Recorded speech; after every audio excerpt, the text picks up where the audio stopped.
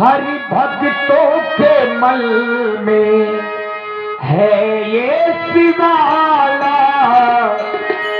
ऐ शंभु बाबा मेरे भोलेनाथ, तीनों लोकों में तू ही तू, तू ही तू। हे भाषण का मंदिर पति जीवन की अर्पण कर तू।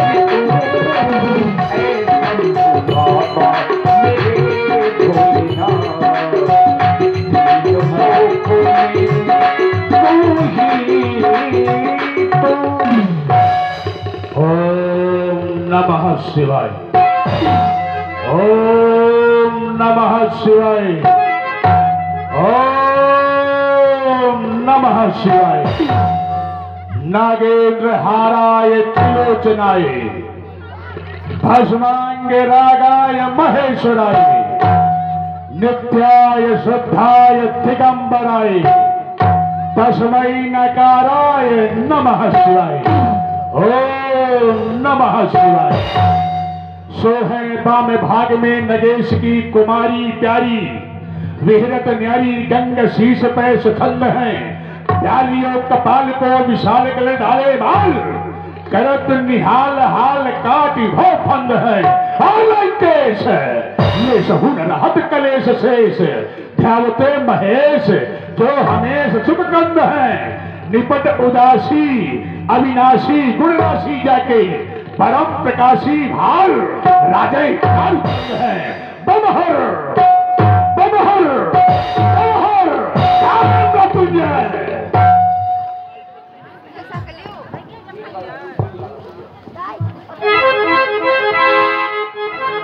हे भोलेनाथ, आप तो देव के देव महादेव नेत्रधारी हैं। आप तो कंठ में भुजंग की माला धारण कर ये डमरू के टिम शब्दों से मांडव प्रचंड पांडव नृत्य को विकसित कर गंगा के तरंग लताओं से सुशोभित है। हे कठिन आपत्ति का निवारण करने वाले, है चिरस्थायी संपत्ति के साधन, है मां गिरजा के सेवा भूषण है। ये क्या हुआ? लंकापति रावण का संदेश लेकर आपको स्वयं आना पड़ा। आए हो नाथ क्या कैलाश को है त्यागी। हाँ ये लंक के सफक को संदेश स्वप्न लेकर के हुआ है कपूर्ण समा भूषण का।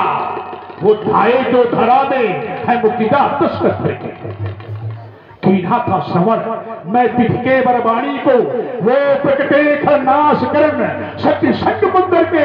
और अगर ऐसा है आज की जैना अब बताओ गुरु भोलेश्वर, ये यास की किरण कोट चली क्या समंदर की? क्या प्रभु का अवतार हो गया?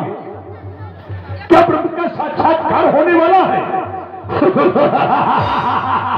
अगर ऐसा है वो लंकापति रावण के पक्ष में है।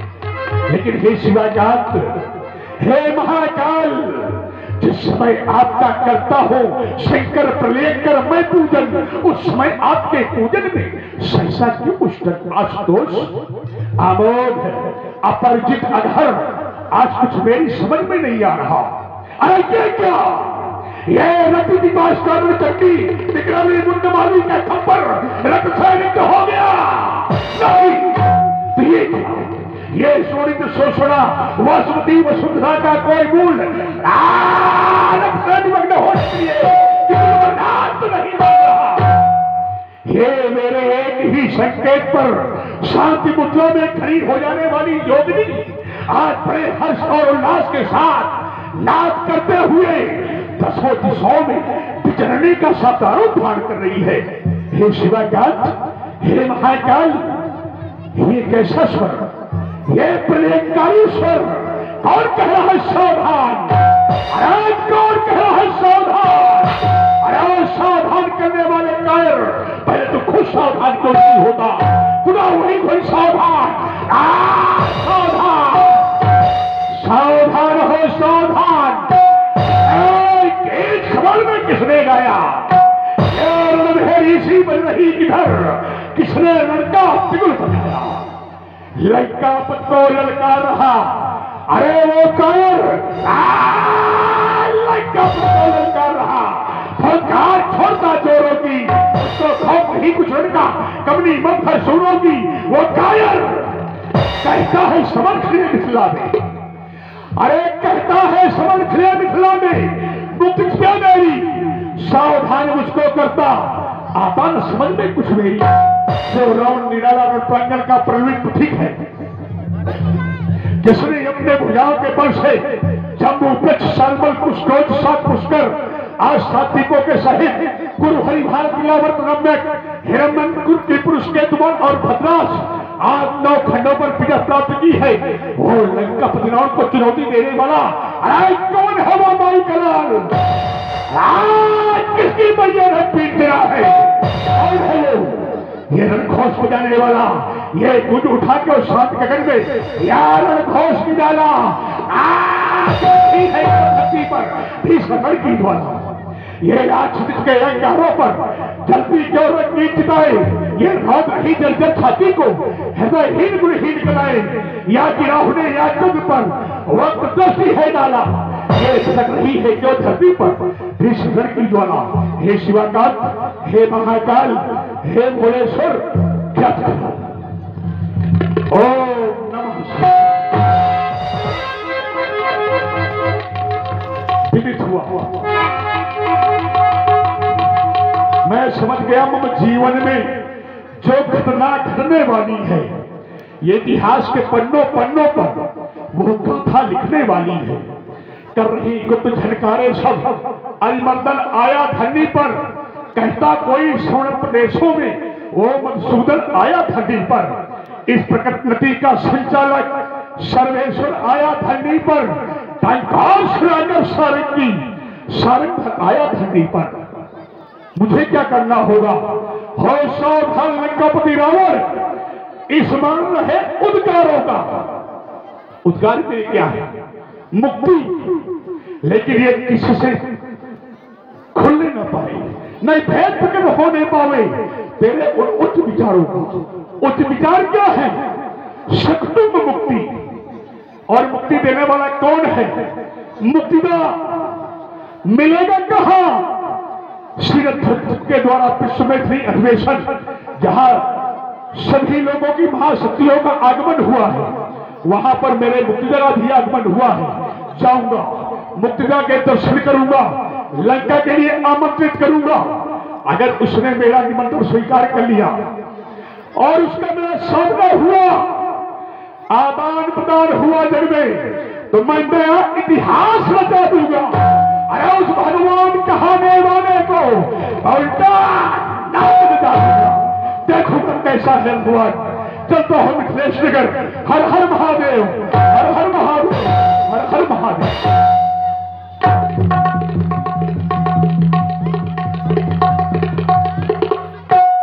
वर्तमान में बहुत ही अच्छी पहचान आपकी चौमुखी कलाकार के रूप में आदरणीय श्री राम बाबू सिंह जी, जो अपने क्षेत्रीय ग्राम धौहल के हैं, आइए सुंदर संवाद दर्शन करें। ओम नमः शिवाय। ओम नमः शिवाय। ओम नमः शिवाय। ओम त्र्यंबकं यजामहे सुगंधिं पुष्टिवर्धनम् कुर्वारुकमेव बंधनात् मृत्युर्मोक्षीयमामृतः। जय जय जय शिव शंकर, जय जय जय अखिलेश्वर, जय जय जय शशि शेखर, जय जय जय भूतेश्वर, पार्वती पति हर हर हर महादेव। हे भूत भवन से भगवान शंकर, आज यह दास आपके चरणों में यह ध्यान समर्पित कर रहा था, लेकिन अचानक अनायास से आपके चरणों से ध्यान विलग होने का कारण क्या है? ये आज मेरे स्वर रंध्रों में बार बार सावधान सावधान, ये सावधान शक्ति प्रवृत्ति करने वाला कौन? ये कौन है जो आज अपने काल को ये आमंत्रण दे रहा है? बार बार सावधान सावधान करने की चेष्टा कर रहा है। विदित करावे, ये तूफान उठी आंधी, ये पत्ते के शब्दों उठी क्यों मेरी अचल समाधि। ये समाधि भंग होने का कारण क्या है शिवाकांत? क्या उस पावन वसुंधरा में फिर किसी वीर ने जन्म ले लिया जो आज बाणासुर को युद्ध करने के लिए वो ललकार लगा रहा है, या फिर वो बाणासुर की भुजाओं के बल से परिचित रही है? जिसने भी ऐसा दुस्साहस करने की चेष्टा की है अवश्य ही उसने अपने काल को अवतर दिया है। ये कौन कर रहा त्रास? ये कौन त्रास? ये किसने छोड़ी जीने की आस? ये कौन कर रहा त्रास? क्या आदिशक्ति ने शक्ति छोड़ी? क्या आदिशक्ति ने शक्ति छोड़ी? या फिर ये वाहन उनका, या फिर वो शिव ने नेत्र तीसरा खोला, या पड़ गया प्रभंजन का मंद प्रकाश? ये कौन कर रहा साहस? अरे वो किसकी मैया ने ना हर जाया, किसने ये श्रोता सिंह जगाया? देख रहा हूं कि आज भी हमारे महल पर लगी हुई वो श्वेत ध्वजा जो भगवान शंकर ने हमें दी थी, कहा था बाणेश इसे ले जाकर अपने महल पर लगा दो। जिस दिन यह ध्वजा तुम्हारे महल से झुक जाए तो जान लेना कि कोई युद्ध करने वाला आ गया। लेकिन आज भी वो पावन ध्वजा हमारे महल पर वो गर्वीली आग बाल साल से फहराती हुई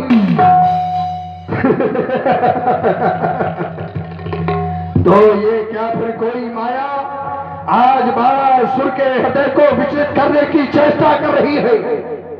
क्योंकि बार बार भगवान शंकर के चरणों से ये समाधि हमारी डिगी है, तो क्या भगवान शंकर से भी कोई बलशाली उस पावन वसुंधरा पर आ गया?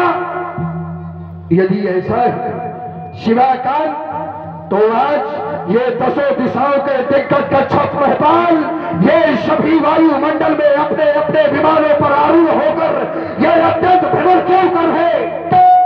ये सागर में उठने वाली लहरें, ये बादल में गरजने वाली बिजली आज मेरे हृदय को ये छाड़ किए रही है शिवाकांत। कारण क्या है? कारण कुछ याद नहीं कर पाता, इसलिए आज पुनः आपके चरणों में ध्यान समर्पित करता हूं। शिवाकांत अवगत कराए। ओम नमः शिवाय। कारण बड़ा ही दिव्य है, क्रोध करना ही व्यर्थ था, क्योंकि जन्मी जाकर दिव्य धारा में पावन परम पुनीता हर्षित होकर नपति जनक ने रचो स्वयंवर सीता। राजा जनक ने अपनी पुत्री सीता का स्वयंवर रखा है।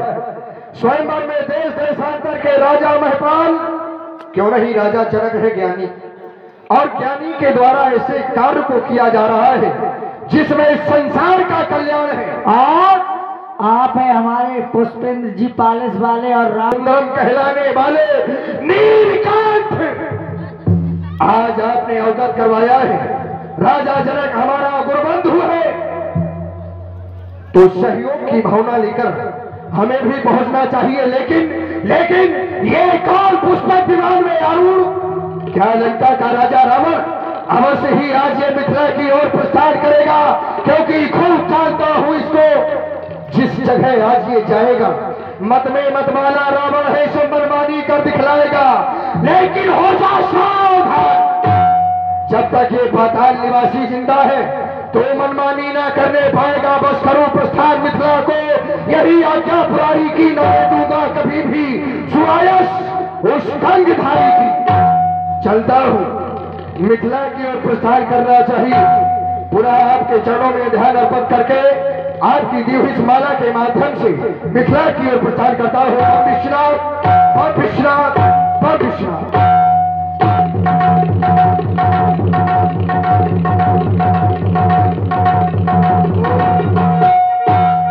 पावन विमल वेदिका पर स्थापित भगवान शंकर के पावन आयुध, सर्वप्रथम आप बलिपुत्र बाणेश का प्रणाम स्वीकार करें। देख रहा हूं बड़ी ही सुंदर समाज है, और समाज सुंदर होगी क्यों नहीं? क्योंकि ये योगी की समाज है। जहां पर योगी का शासन होता है, योगियों का राज होता है, वहां पर शांति की व्यवस्था अति आवश्यक विशेष हो जाती है। राजा जनक भी योगी है। योगी के माध्यम से भगवान शंकर के पावन आयुध को विमल वेदिका पर स्थापित करवाया गया है। कार्य धर्म का है, एक तो यज्ञ, दूसरा कन्या का विवाह। कन्या का विवाह विशेष पुनीत पावन शुभ कार्यों में एक माना जाता है। ऐसे कार्य को राजा जनक कर रहे हैं। सो देश देशांतर के आए हुए राजा महपाल जितने भी यहाँ पर एकत्र हैं, सभी लोग इसी प्रकार की शांति को बनाकर बैठे। सीता स्वयंवर का आनंद ले, सहयोग की भावना लेकर। यदि किसी ने उपद्रव करने की चेष्टा की या ऐसे पावन कार्य में विरोध करने का दुस्साहस किया तो फिर सावधान, सावधान, सावधान।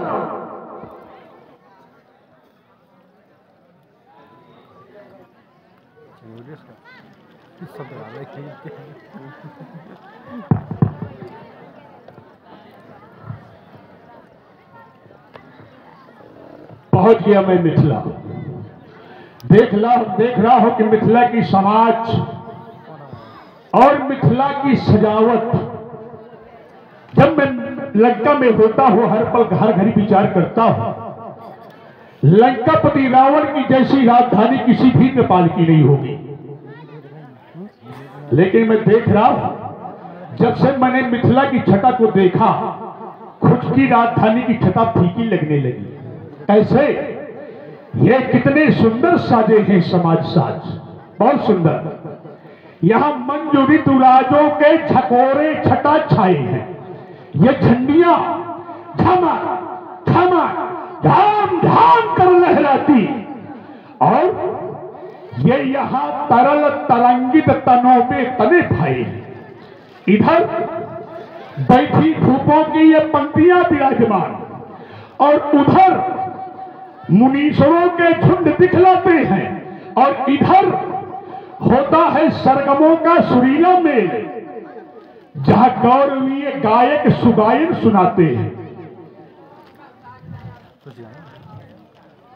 इधर धरा पर धरा है पिनाक भारी।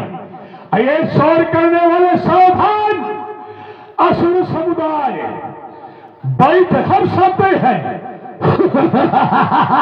हे शंकर भगवान, अरे यह माया का प्रलाप कैसा, जहां मोद भरकर में भी ने हर्षाते हैं। देख रहा हूं यहां पर दीप दीपांतर के नेपालों का आगमन हुआ है। ए राजन, उठाओ इसको, ये सब हटाइए। इतना ही नहीं, यहां बहरूपिये भी बैठे हैं, और बहरूपिये कैसे हैं? देव दनुज धर्म मनुज शरीरा, देवता और दैत्य मनुष्य का रूप धारण किए बैठे हैं। मैं तो नहीं समझ रहा था कि इसकी आवश्यकता थी, लेकिन चलिए आए हैं, उपस्थित हैं। आने का कारण मुझे जरूर जानना होगा। मैं आप ही लोगों से जानना चाहता हूं कि तुम सबके एकत्रित होने का, उपस्थित होने का विषय क्या है, कारण क्या है। तुम्ही में से कोई भी राजा या राजकुमार आकर व्यक्त करे।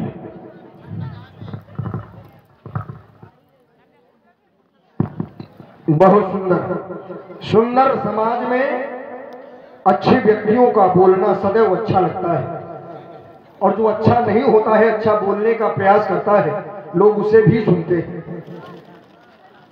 समाज में बड़ी शांति थी, लेकिन लंकाधिपति रावण का आगमन हुआ। चर्चा बड़ी सुंदर रखी गई है, चलकर मिलना चाहिए।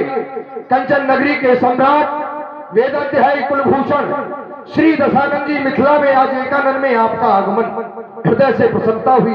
जय जय भगवान शंकर की, जय जय श्री शंकर भगवान की। आपकी वार्ता को मैं बड़े ध्यान से सुन रहा था। आप इस रंगभूमि में आए, आने के बाद में आपने इस विज्ञ समाज से एक प्रश्न जानना चाहा कि आखिर आप लोगों के आने का कारण क्या है, आप लोग एकत्र क्यों हैं।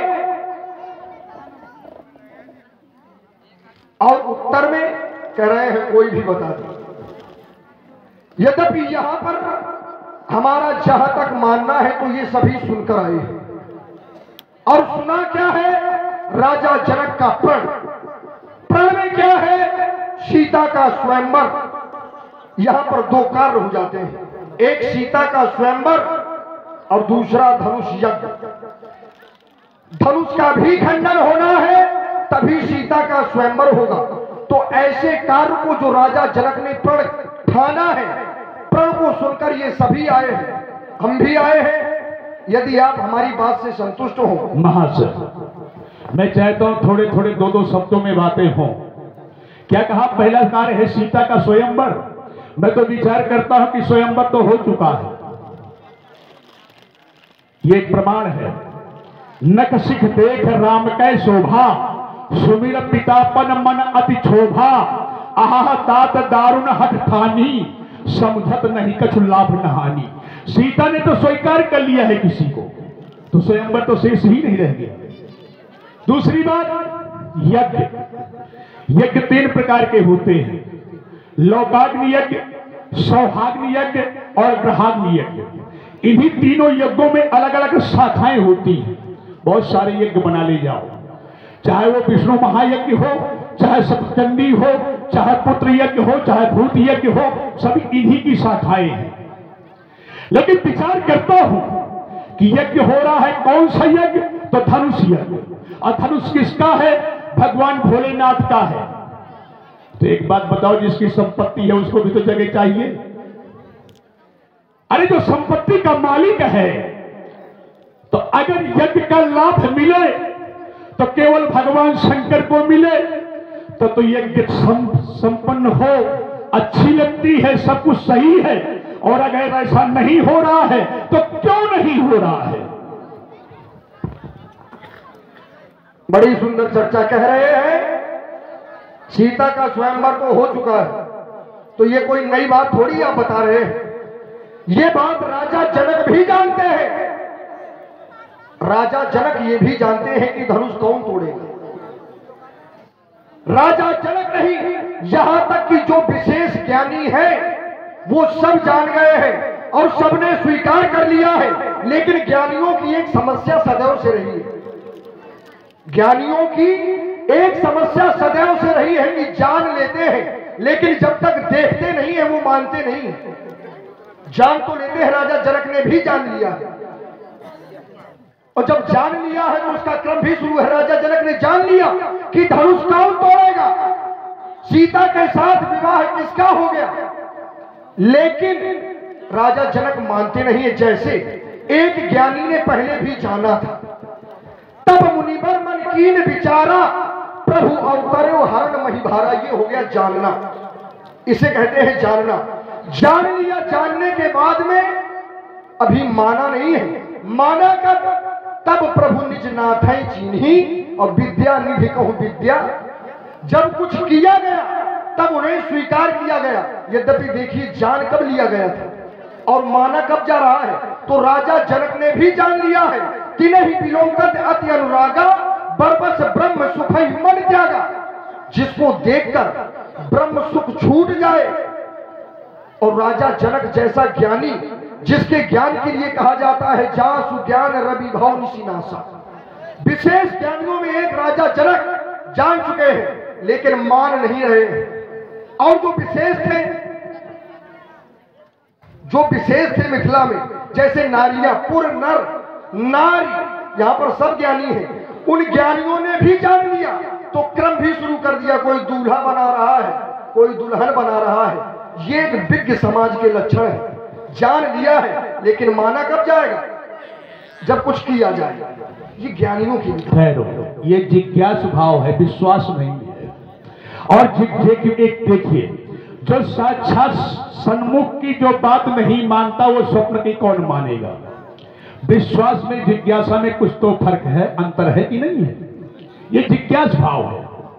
विश्वास भाव स्वयंवर, जब कन्या स्वयं को वर्ण करती है, स्वयं, वो तो स्वयंवर है। ऐच्छिक लैच्छिक आधारित 3 प्रकार का होता है। क्यों ना कह दिया जाए तीनों स्वयंवर हो रहे हैं यहाँ पे एक साथ में। ऐसा स्वयंवर कभी नहीं हुआ पहले, और शायद ना आने वाले समय में ऐसा कभी स्वयंवर होगा जैसा स्वयंवर ये हो रहा है। चलिए, आपने भी बढ़िया मार्ग पकड़ा है, अच्छा है, साधुवाद। क्योंकि जो सत्य है, सत्य को नकारा नहीं जाएगा, लेकिन जिज्ञास भाव है।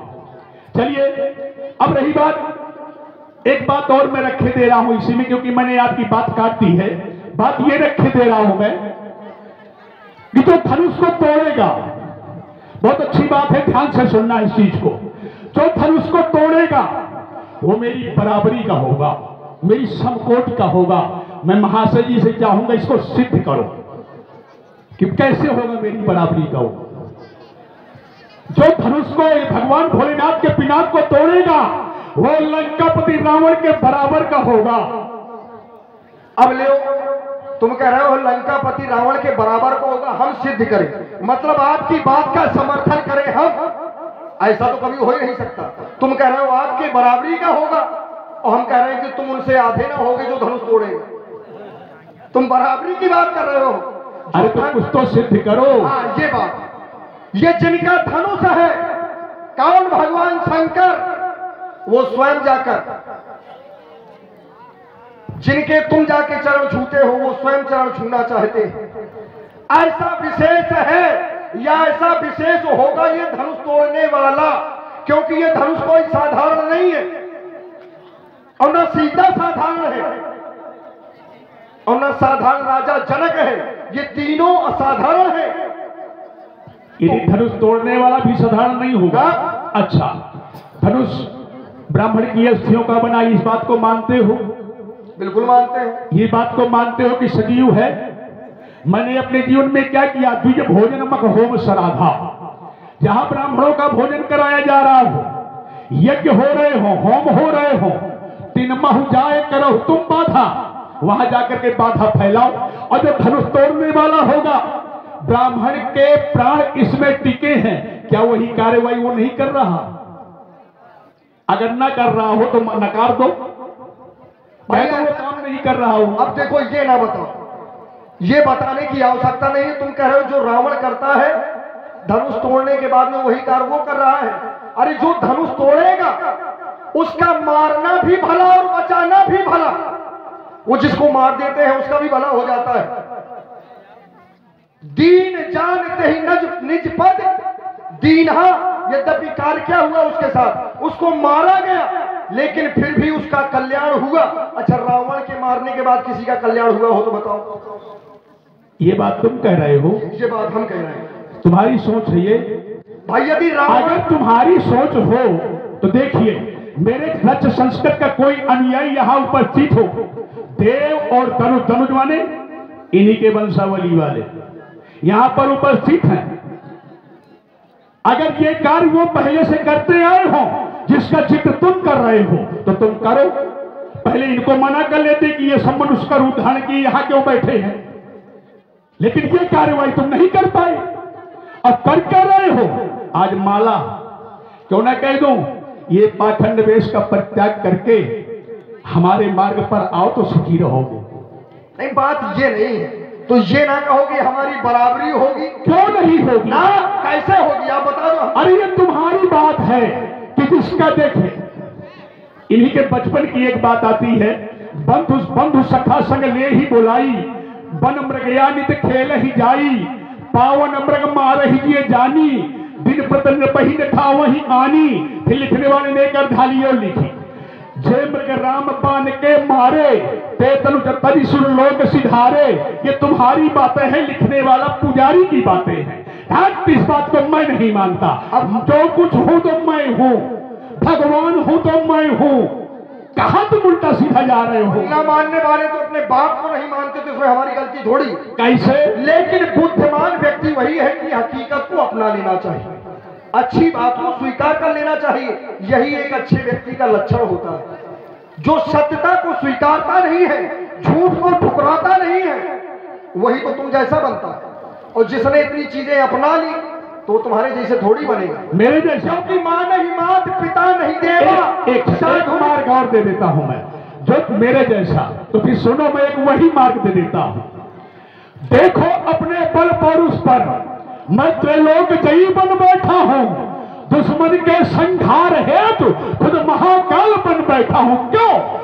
दीजिए मार्ग बता रहा हूं। पूर्व जन्म का जिक्र है, मैं था भानु प्रताप, इन्हीं दुष्ट विप्रों के द्वारा मिला था मुझको श्राप। इसलिए दुष्ट इन विप्रों से बदला वह पूर्ण चुकाऊंगा, करके नीत जगती तल में मुक्ति का मार्ग बनाऊंगा। अगर मैं अघरूप हूं तो को बताओ, किसी शिवालय में किसी देवालय में जाके घंटी हिलाऊं? नहीं, जो मैं करता हूं वही सत्य है, वही करूंगा। अब फिर कहता हूं, मेरे ध्वजा के नीचे आ जाओ। अरे तुम सत्य कह रहे हो ना, सत्य सुनना चाहते हो ना, कभी किया है? यही पे जो हो धर्म निर्मूला, ये तुम्हारा है कर्तव्य है तुम्हारे। क्या कह रहे हो कि ब्राह्मणों ने तुम्हें बिना वजह श्राप दे दिया था? मतलब तुम्हारी मति मारी गई है, जो कुछ बोलना है कह रहे हो सब हम ही सही है, फिर ये सब बेकार है? ऐसा नहीं है, केवल तुम्हारे कह देने से सही नहीं होगा। यदि ब्राह्मणों ने श्राप दिया था तो क्या गलत दिया था? क्या ना, व्यक्ति जैसा करता है वैसा भोगना पड़ता है। ब्राह्मणों ने श्राप तुम्हें बिल्कुल उचित दिया, बिल्कुल उचित दिया। उसके भी कारण है, क्योंकि व्यक्ति के जीवन में जब लोभ अधिक हो जाता है, लोभ बढ़ने लगता है, लोभ के कारण व्यक्ति गुरु का अपमान कर दे, गुरु की बात न माने, तो ऐसे व्यक्ति के साथ में क्या होना चाहिए? तुम्हारे गुरु ने भी तुम्हें मना किया, लेकिन तुमने अपने निज स्वार्थ के वशीभूत होकर उनकी बात को नहीं माना। क्या ये अपराध के अंतर्गत नहीं आता? ये भी प्रताप भानु का एक अपराध है। फिर प्रताप भानु ने झूठ बोला, जबकि ये सिद्धांत है कि नहीं असत्य संपातक कुंजा। झूठ बोलने के समान दूसरा कोई पाप नहीं होता। प्रताप भानु झूठ बोल रहा है। नाम प्रताप भानु अवनीसा, तासु सचिव में सुनहु मुनीसा।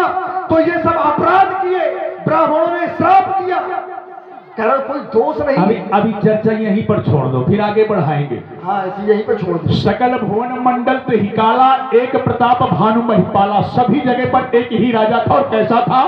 धर्मात्मा था। एक बात बताओ, राजा जब कोई बियाबान बनने जा रहा है तो क्या वो बता देगा कि मैं प्रताप भानु हूं? साम दाम दंड भेद 4 नीतियां हैं, और कहीं कोई ना कोई भेद नीति अपनाएगा। सीधा नहीं बता सकता, क्योंकि उसको भी अपने प्राणों की चिंता है। दूसरी बात, एक और इसी में प्रमाण है, बिनु हरि कृपा मिला ही नहीं संता।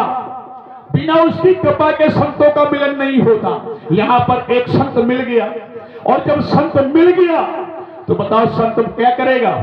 मार्गदर्शन अच्छा कराएगा कि बुरा कराएगा? वो तो संत के ऊपर निर्भर है। बताओ भैया कौन सा अपराध हुआ है? रुक जाओ। एक बात और हो गई, बोले तुमने कहा कि अपनी जो गुरु की बात नहीं मानता। महाशय एक बात बताओ, यही तुम्हारी वंशावली में भी हुआ है ना?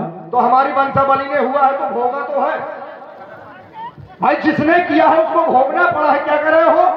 यदि संत को आपने देखा, संत के प्रति इतनी श्रद्धा थी प्रताप भानु की, तो पहले रूप होता है, रूप पहले देखा जाता है। ठीक, तुमने देखा कि संत बैठा है, तो संत के साथ में तुमने वो व्यवहार कर दिए जो करने चाहिए। लेकिन जब वही संत पूछ रहा है, तब तुम्हारी क्या है भावना विलग हो रही है उस संत के प्रति। संत से तुम्हारी भावना क्यों विलग हुई? यद्यपि तुमने देखा, संत माना, प्रणाम किया, भावना तुम्हारी ठीक थी, लेकिन जब वही संत परिचय पूछ रहा है तो संत मानकर सही सही बता देना चाहिए था कि मैं ही प्रताप भानु। और या तो तुम इस सिद्धांत को अपना रहे हो कि राजा को कहीं भी अपना नाम नहीं कहना चाहिए, तो फिर वो चाहे संत हो या कोई अन्य हो, तुमको कृत्य ही नहीं शुरू करने चाहिए कि उतर तुरंत कीन प्रणामा, ये तुमको करना नहीं चाहिए। और जब आधा कर लिया था तो आधा वो भी कर लेते, ना यहाँ के रहे ना वहां के भोग लिया। जो आर्यावर्त का होगा वो संत को देखकर जरूर मस्तक झुकाएगा। अरे तुम गलत बोल रहे हो, ये गलत नहीं, मिथ्याभास। तुम गलत कह रहे हो कि ठीक है, वहां पर तो मेरी नीयत सही है, इसके बाद संत के कथनानुसार मेरी नीयत बदल गई। नहीं, संत तुमने देखा तब तुम ठीक थे, तब तो मैं ठीक था, और इसके बाद कब खराब हुआ? इसके बाद में तुम कब खराब हुए ये हम बता रहे हैं। हाँ, नहीं बताओ, तुम बोल रहे हो फिर खराब हो गए। फिर ये ना कहो कि ये गलत है भाई, ये नहीं, तुम बताओ कब खराब हुआ। जितना समझ में आ जाए उतनी अच्छी बात है। अच्छा, मेरे समझ में उत्तर तुरंत कीन प्रणाम, ये संत को देखा, हाँ, संत को प्रणाम करना चाहिए। आपने किया तो क्या संत से झूठ भी बोलना चाहिए क्या? अच्छा, ऐसा कहीं लिखा है कि संत से झूठ? नहीं, ठहरो, वहाँ पर कोई आवश्यक है कि संत के आश्रम में केवल संत ही हैं? बिल्कुल। क्या और वहाँ कोई नहीं छिपा हो सकता? भाई संतों के लिए कुछ भी आवश्यक है। नहीं, कहीं पर अकेला हो सकता है संत, कहीं साम दाम और दंड विभेदा, ये राजा 4 नीतियों को लेकर के हर समय जो रात सोचिए, नपति जो नीति न जाना, वो राजा सोचनीय है जो नीति को नहीं जानता है। और मैंने वहां पर 4 में से एक नीति अपनाई, कोई गलत नहीं किया। नहीं, कौन सी नीति अपनाई आपने? भेद नीति। भेद कहीं भेद नीति के अंतर्गत ऐसा नहीं होता जैसा आपने किया। अच्छा, ठीक, तो कैसा होता? यदि आप भेद ही लेना चाहते थे तो भेद लेने में समीप नहीं जाया जाता, एक दूरी बनाकर रखी जाती है। यदि हम किसी का भेद ले रहे हैं और भेद ही जानना है, मानो वो शत्रु है, हम उसके समीप चले गए, अब वो तो हमें जानता है लेकिन हम नहीं जानते, उसने प्रहार कर दिया, तब क्या होगा? मारे जाओगे। तो भेद लेने के लिए एक उचित दूरी बनाई जाती है। क्या आपने बनाई ना? उत्तर तुरंत कीन प्रणामा, आपने प्रणाम किया संत जानकर, और जब वही संत पूछ रहा है तो बोले भेद नीति आती है गुप्तचर विभाग में। क्या भेद नीति के लक्षण जानते हो? अगर मैं पूछ लूं कि भेद नीति के लक्षण मालूम है? आप है सुहर सिंह गहरवाल। इस भेद नीति को अपनाता कौन है? क्या कोई अच्छा अपनाता है क्या? मैंने अभी कहा कि भेद नीति के लक्षण मालूम है, लेकिन मार्ग बदल रहे हो। नहीं, लक्षण आप बता रहे हैं। अच्छा, बताओ। ठीक, ये सिद्धांत है। नहीं, सिद्धांत पढ़ो, उस भेद नीति के लक्षण को ना आता हो तो मुझे बताओ, मैं बता रहा हूँ। तुम क्या बताओगे? अच्छा, उसको सुनो। ये साम दाम दंड भेद, ये क्या है?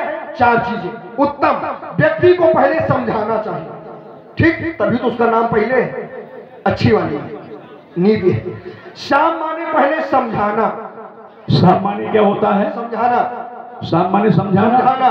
गुरु शुक्राचार्य के यहाँ जाकर के और अध्ययन करना। अब सुनो, इस नीति का अच्छे लोग प्रयोग करते हैं, ठीक। फिर दाम, यदि कुछ लेने देने से बात बन जाए तो वो भी उत्तम है, ठीक। इसके बाद में यदि कहने और लेने देने से काम नहीं चल रहा तो कुछ बहुत ताड़ना भी देनी पड़े, मारना भी पड़े, जहां तक ठीक है। जैसे माता पिता समझाते भी हैं, देते लेते भी हैं, लेकिन मारते भी हैं, तो इस नीति को भी अच्छे लोग अपनाते हैं। 3 नीति। लेकिन ये जो तुमने भेद बताई, सबसे अंतिम और सबसे बुरी, इसको किसी अच्छे ने नहीं अपनाया, और जिसने अपनाया उसका बिगड़ा है, बना नहीं है।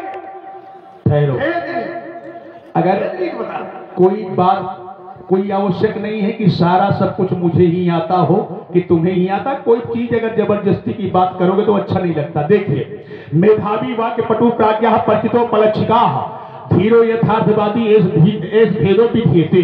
6 लक्षण होते हैं इसके, और 6 लक्षणों में जो तुम कह रहे हो कि साम माने समझाना, साम बोले तो सौम्य, सौम नाम प्रेम का। साम वेद का प्रथम अक्षर क्या है? आ, ओम जिसे कहते हो, लेकिन मैं कहता हूं ओम से पहले भी आ है। तो सामान्य प्रेम की नीति वैसे ठीक है, तुम कह रहे हो कि समझाना, यदि प्रेम की भाषा उसको बताना, ठीक है। कोई हम इसमें ऐसा नहीं है कि नहीं कोई अनुचित मार्ग है, मैंने वहां पर ऐसा कुछ नहीं अपनाया। चलिए आगे और लेते हैं थोड़ा सा। उसी संत के कथनानुसार जैसा जैसा वो संत कहता रहा मैं करता गया, और अंत में हुआ क्या? परसन जब ही, देखिए रसोई बन गई, परसन जब ही लाग महिपाला, भाई आकाशवाणी तेह काला। ऐसे कैसे परसन नहीं? हाँ। जब आपने भेद नीति का प्रयोग किया तब आपने क्या जाना? भाई जब कुछ प्रयोग किया तो कुछ जाना भी होगा कि ये संत भेद कोई है। नहीं, भेद नीति के बाद मैंने अपना सब कुछ पता भी तो दिया, ऐसा नहीं है कि नहीं बताया, क्योंकि उसने मेरे कल्याण के विषय में कथन कहना शुरू कर दिया। अब रुक जाइए, बस यहीं पर प्रताप भानु के जीवन में कलंक लग गया, क्योंकि प्रताप भानु जैसा राजा भेद नीति को नहीं अपना सकता। क्यों? प्रताप भानु जैसा राजा क्या भेद नीति को अपनाएगा? नहीं अपना सकता, क्योंकि ये ना नीत अच्छी है, ना इसको अपनाने वाले अच्छे हैं। तो जब उसने अपनाया तो क्या श्राप गलत? काहे कोस रहे हो अच्छे ब्राह्मणों?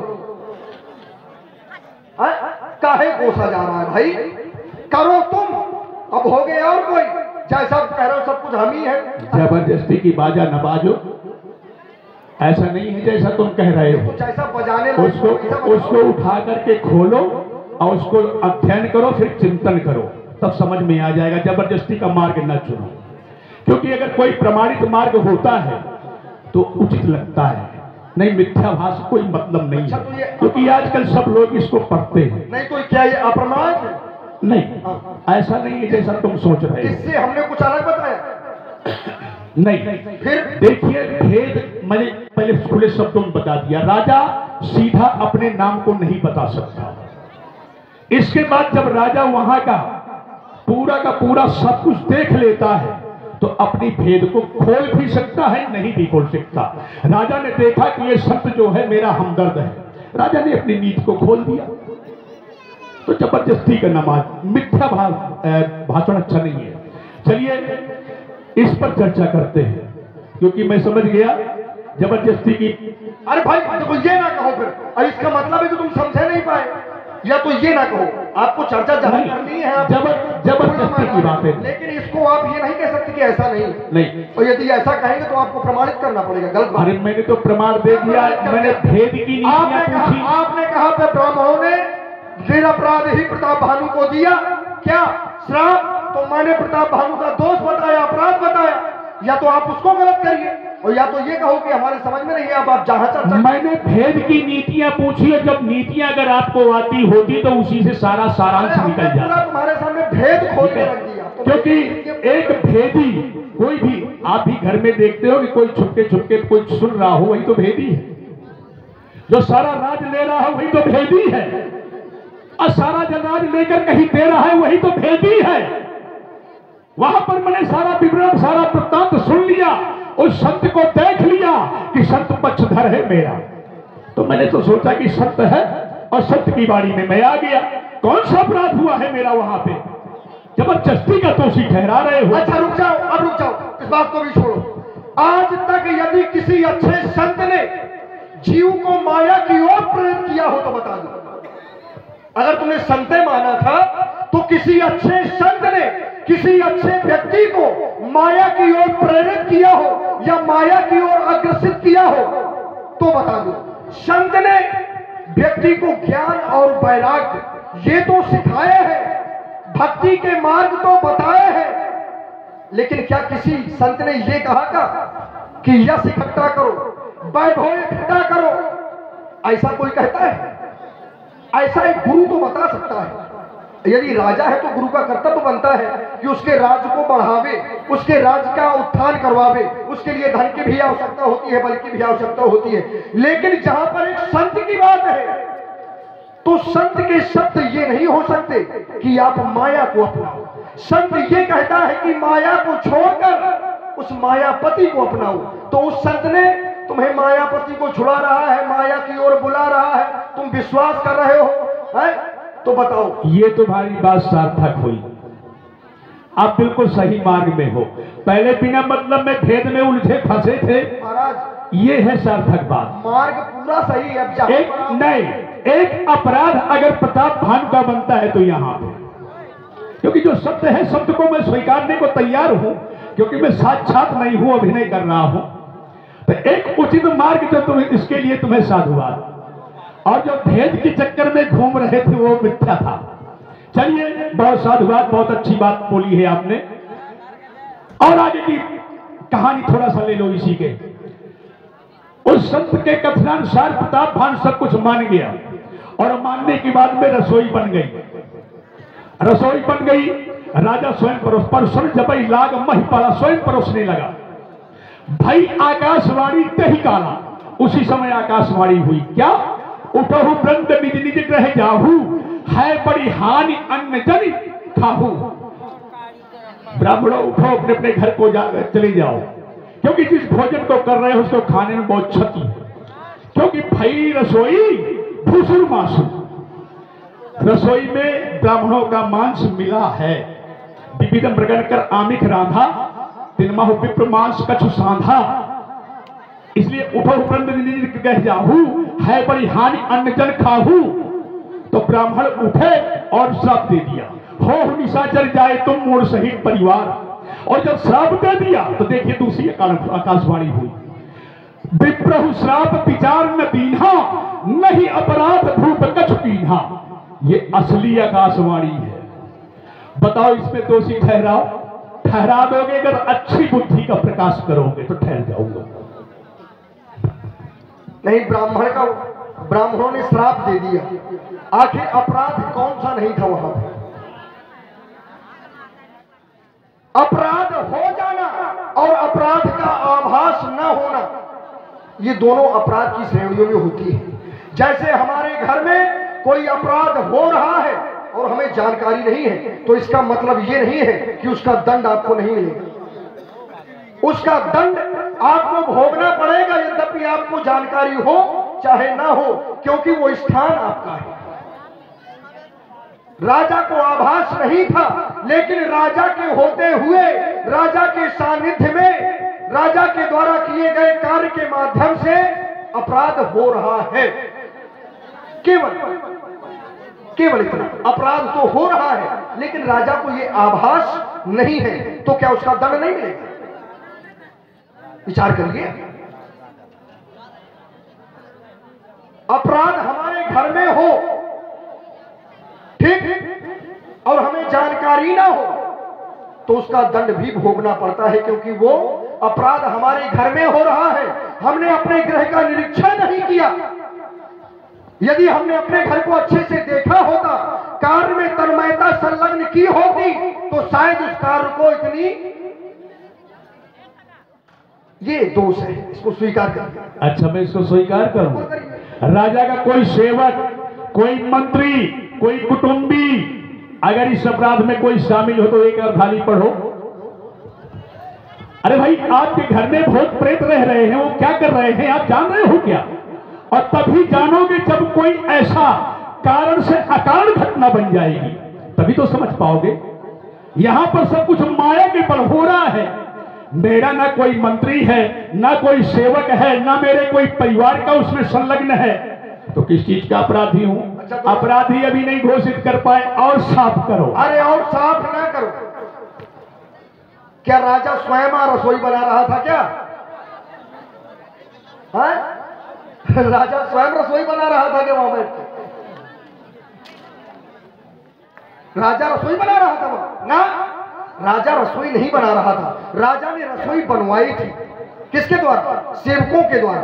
और जब ब्राह्मणों को भोजन करवाना है, ब्राह्मणों को भोजन करवाना है, तो बहुत से ब्राह्मण वहां एकत्र हैं, सभी को भोजन। सेवकों ने रसोई बनाई थी। हाँ, राधाली पढ़ना उसकी। अरे सुनो, सेवकों का मतलब ये नहीं होता कि अब तुम सेवक में किसी भी सेवक को ले लोगे, रसोईया भी उसे कहा जा सकता है। ठीक, ये राजा ने रसोई नहीं अपने हाथ से बनाई, और बनाई हो तो आप बता दो। राजा ने, मैं कहती है कि राजा ने नहीं बनाई, सेवकों ने नहीं बनाई, मंत्रियों ने नहीं बनाई, परिवार वालों ने नहीं बनाई। एक इसमें दोष लग रहा है राजा का कि जब ब्राह्मणों का भोजन होना है और आप परिवार के या राज्य के मुखिया हो, तो जाकर के खुद आपको देखना चाहिए कि इसमें क्या मिला है। केवल ये दोष है, और घूमते चाहे जितनी देर रहो। मतलब बात वही है कि यदि इधर जबरदस्ती की बात वही है। अरे ऐसा नहीं, जबरदस्ती की बात इधर से पकड़ो तो तुम्हारा, इधर से पकड़ो। अच्छा चलो, आपकी बात कह रहा हूँ कि अपराध तुम्हारे घर में हो रहा है, तो क्या राजा दोषी नहीं है? अरे आपकी बात सही है भाई, लेकिन जो इसमें नहीं लिखा है उसको सही न बनाओ। चलिए और आगे कुछ धीरज की हो जाए। खत्म है मंडी की, कुछ अच्छा वाला हो, लोग सुनने के लिए बैठे।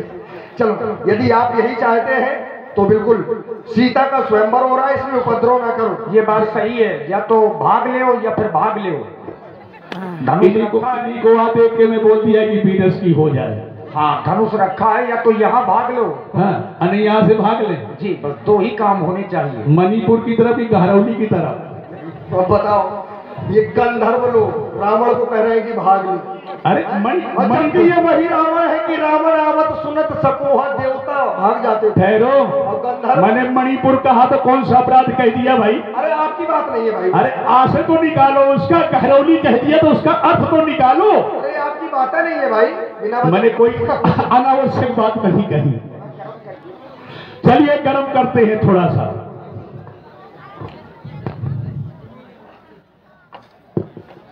उधर खड़े होगे कि इधर? इधर खड़े हो।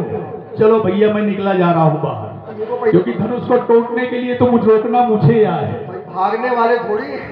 अच्छा चलो ठीक है, तो फिर सुनो हमारी बात।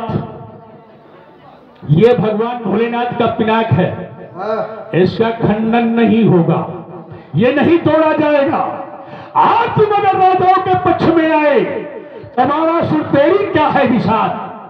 हमने जीते हैं देव तनुज, गंधर्व यक्ष कर मंडल, हमने जीते हैं लोकपाल, दिग्पालों के भीषण दंगल। किनको? गए गाथी, सूरत है, दुष्यंत, पुरुरवा आदि सब हार गए। जब भिड़े इंद्र से जाकर के और शान इंद्र के छूट गए। कैसे भिड़े?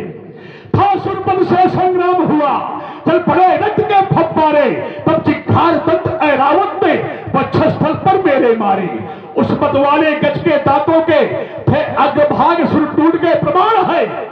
उड़ लागत मूलक यूं टूटे, विचलित न हुआ मैं किंचित भी, अवसान इंद्र के छूट गए। तेरा पितु बलि राम मंडल से है सगार, बाणासुर तेरी क्या है विशाल। अरे तो ये यहाँ धनुष कर्षण होगा, यदि नहीं धनुष कर्षण होगा तो ये चमचम चमकेगी चंद्रहास, और ये बाणों का वर्षण होगा, ये आज धनुष कर्षण होगा, ये लोथों के लग जाए ढेर, वो रणचंडी का नृत्य होगा, ये आज धनुष कर्षण होगा, ये आज धनुष कर्षण होगा। अब नहीं धनुष कर्षण होगा, अब नहीं होगा, अब नहीं धनुष कर्षण होगा, अब नहीं धनुष कर्षण होगा। अगर होगा तो रणज्वाला आज जगा दूंगा, ये वर्षों की प्यासी चंद्रहास मैं इसकी प्यास बुझा दूंगा। ये अब भी प्यासी धरा रक्त की प्यास बुझाने वाला रावण, सेवक जिसके सदानी साचर रावण नहीं दंडिर की धरती का कड़कड़। तुम योद्धा हो तो सन्मुख हो, मैं तेरी खाद मिटा दूंगा, रणज्वाला आज जगा दूंगा। अब नहीं धनुष कर्षण। अरे बाबा हम तुम्हारी क्रूरता की कठिन धारा मोड़ देंगे, ये मध में भरा मस्तक तुम्हारा, इसको भी हम फोड़ देंगे, ये पर नारियों की हरण करने की जब पड़ गई आदत तुम्हारी तो कोई नारी ही बनेगी। वो मृत्यु का कारण तुम्हारी सौभाग्य की सिरध्वस्त है, ब्राह्मण समझकर छोड़ देंगे, पर हम तुम्हारी क्रूरता की वो कठिन धारा मोड़ देंगे। क्या कहा? पर नारियों के अपहरण की बन गई आदत तुम्हारी।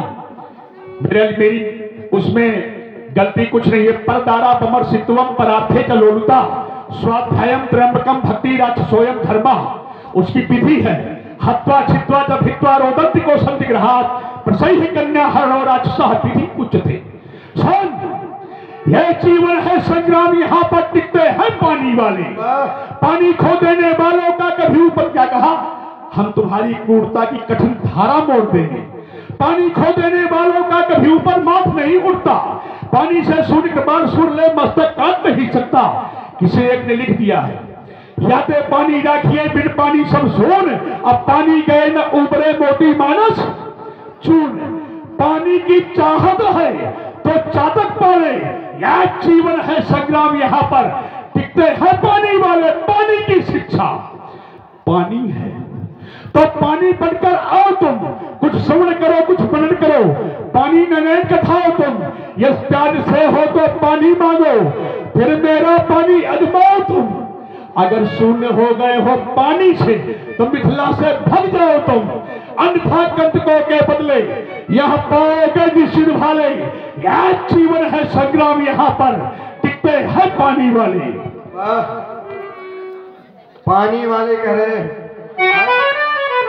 इस समय जल का संचार बड़ा चल रहा है, तो ये लो खुला बख्श तुम करो बार, मिथिला में होगा बुरा हाल, ये दिखला लो जोर जमा कपाली का, अहो छाती में बाल अगर तो झेलो बार कपाली का। अगर अकेले डर लगता हो तो वो लंकापुर संदेश पठा दे बेटा इंद्रजीत बुलवाले, भाई कुंभकर्ण चलवाले। फिर ना कहना खबर नहीं थी, बालासुर को सबर नहीं थी, हाय हाय कुछ कर ना पाया उस बालासुर बलशाली का। अहो छाती में बाल अगर तो झेलो बार कपाली का। जब चटक चटक कर चंद्रहास कर तब पूनम दिखलाती है, भर जाती काली की प्याली जोगनी हृदय हंसाती है। जब चुचमार करते भीड़, जब सतक छुपित हो जाते हैं या विस्तृत नाले बह जाते हैं, योगिन से लाल लखाते हैं। आज लिए समझाता हूँ प्रस्थान तू छोड़ कर जा, यदि मरना है तो घर जाकर चुल्लू भर पानी में मर जा। तो कटी कटी के कंठन के काटवे को ये कर्मे कृपाण काल से बिगड़ा रहे। कहो कार कर्तव्य तज करोगे क्या, ये करी हो पर बंड बार सभा माही दे ही दंड, ये खंड खंड कर दूंगा तेरे बीचों भुजाओं को। चलिए बहुत अच्छा अनुप्रास। चलिए का से पहले होता है आबासादा, भाई स्वर है, इसके बाद ककहरा शुरू होता था तो आ से लेते हैं। छोटा बड़ा पढ़ रहा है आज नहीं, ये समय का प्रभाव है। तुम बीच से शुरू करते हो, मैं शुरू से आ जाता हूं। आ, अरे ओ अभागी अगर अधरन्ना औंधा अभी, ध्यान देते जाना। अरे ओ अभागी अगर अधरन्ना औंधा अभी, आंधी अज्ञान की पा परवानल बन जाएगी पा। बार बार व्यंग बोल पाप बलि भी न बोले बोल, ये बारिध पीर बीस पयोधि अगाधा अपारा। बारिध पीर बाहुन में सुरता समझ जाएगी सा, सहसा न साहज सजोए सुर समर संग, साले सेल सीने में तो तपियां दमक जाएगी दा। फिर दारुद को होगा दीदार देख दिखे नहीं, फिर सन्मुख लंकेश की हंकार ही सुनाएगी। अरे तो वो कारहंत के प्राण वो दामनी को दम्ब दूर होत, ये सुन के ये हुंकार बल सब लहू के छूट जाते हैं।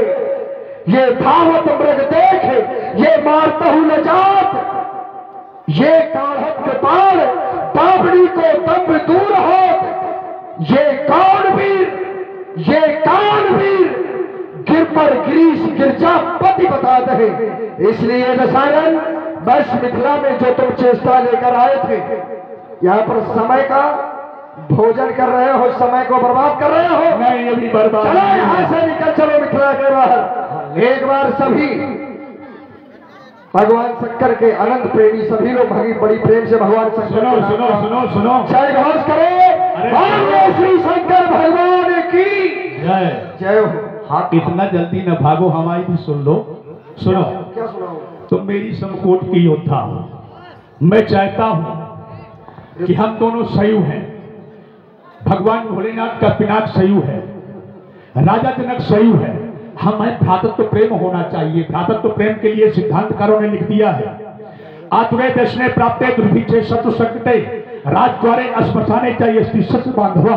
इसलिए हम दोनों अगर यहाँ उपस्थित रहेंगे तो राजा जनक के प्रण की पूर्ति न हो पाएगी, इसलिए हम यहाँ से चलते हैं। मेरे प्रण की पूर्ति हो गई, मैंने पहले कहा था हम तुम्हारी धारा मोड़ देंगे, देखो आ गए उसी।